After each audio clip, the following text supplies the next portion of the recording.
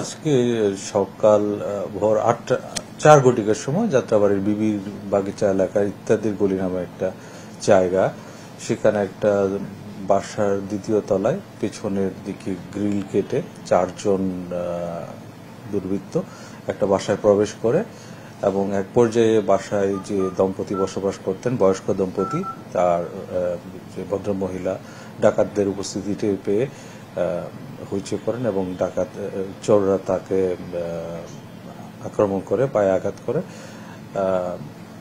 এবং ঘটনায় এই যে দম্পতি ছিলেন, যে বয়স্ক ভদ্রলোক, তিনি ওখানে মারা যান এবং তার মৃতদেহ সুরতহাল করে পোস্টমর্টমের জন্য ঢাকা মেডিকেল কলেজ হাসপাতালে রয়েছে এবং এই ঘটনায় আহত যে বয়স্ক মহিলা, তাকে একটা বেসরকারি হাসপাতালে চিকিৎসাধীন অবস্থায় রাখা হয়েছে।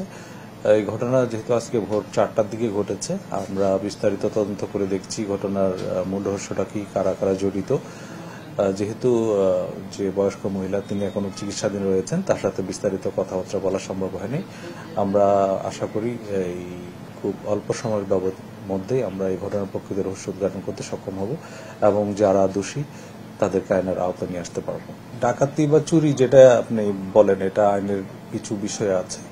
এটা ঘটনাটা কোন পর্যায়ে সেটা এখনো নিশ্চিত করে বলা যাচ্ছে না, যেহেতু এই ঘটনার যে অন্যতম ভিকটিম যে বয়স্ক মহিলা, তিনি এখন হাসপাতালে চিকিৎসাধীন রয়েছেন, তার সাথে ওভাবে কথা বলা সম্ভব হয়নি।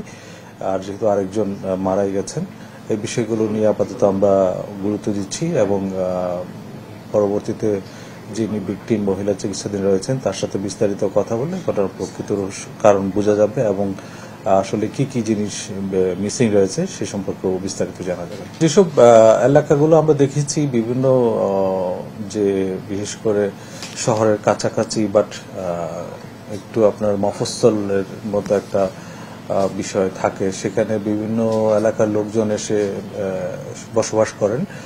এখানে যে বিভিন্ন শ্রেণীর লোকজনও থাকেন, তো এখানে বেশ কিছু কারণ আছে অপরাধ প্রবণতা বেশি হওয়ার। তার মধ্যে অন্যতম হচ্ছে এই যে মানুষের মধ্যে যে হেটারোজেনাস ক্লাসেস অফ পিপল এখানে রয়েছে এবং এখানে বিভিন্ন ভাষ্যমান মানুষ অনেক সময় থাকে। তো এদের ক্ষেত্রে আমরা প্রায়শই দেখি এরকম যেখানে পরিস্থিতি, সেই সব জায়গাতে একটু অপরাধ প্রবণতা বেশি থাকে।